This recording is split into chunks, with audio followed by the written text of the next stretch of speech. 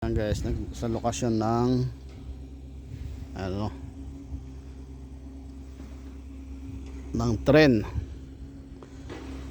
patatagusin. Ayan yan dyan guys, patatagusin, tatawid.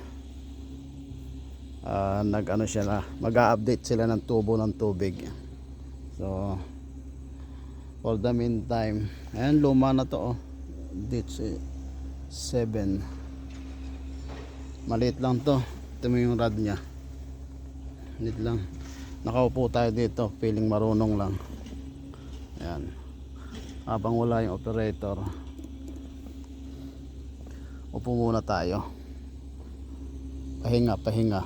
Ayan o, bago pa yung tren na yan, no? Ayan o, mga ano, kinakargahan ng ano, kung ano mang ano yan, ano mang nasa loob nyan. Guys, so sino gusto chocolate, di ba?